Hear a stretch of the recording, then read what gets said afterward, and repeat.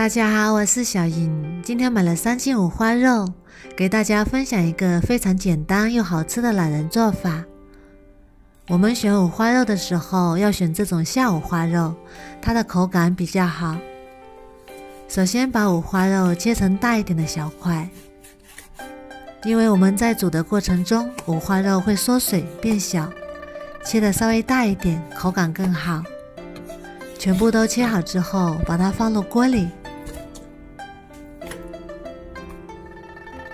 接下来切一点香料，准备1根大葱，切成葱片，准备6瓣大蒜，切成蒜片，再准备1小块生姜，切成姜片。切好之后装入碗中备用。五花肉里放入葱片、姜片，再倒入清水没过五花肉，然后加1勺高度白酒去腥，然后大火烧开。烧开之后转中火，煮3到5分钟，去除血水，然后把葱姜捞出来不要。再把五花肉控干水分捞出来，放入肉囊里，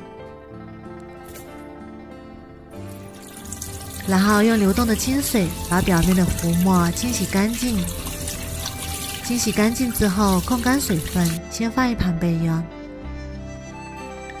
然后起锅热油，油热之后把葱姜蒜片加进来，再加入桂皮、香叶、八角和花椒，一起炒出香味，炒至蒜片微微花黄，再把五花肉倒进来翻炒，中大火不停地翻炒，把五花肉的水分炒干，炒至五花肉微微花黄，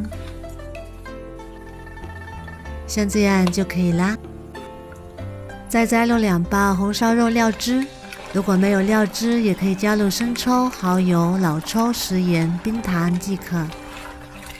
然后翻炒均匀，让每块五花肉都裹上料汁，炒至五花肉上色，像这样就可以啦。颜色已经很漂亮了。然后倒入清水没过五花肉，盖上盖子，大火烧开之后转小火炖40分钟，时间差不多啦。哇，好香啊！这颜色也太漂亮了，香喷喷的红烧肉就做好啦。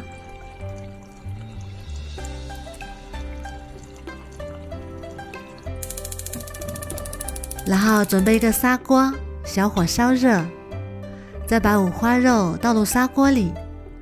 砂锅的保温性非常好，五花肉放里面不容易凉，保持它的口感。我经常拿它当盘子用。然后整锅端上桌就可以开饭啦。红烧肉这样做真的是太香了，颜色也非常的漂亮，它的口感入口即化，肥而不腻，瘦而不柴。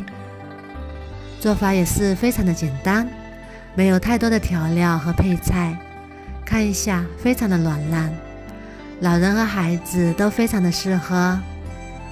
再配上1碗米饭，真的是太香了。如果你喜欢也试试吧，喜欢我的视频就关注我吧，谢谢您的支持。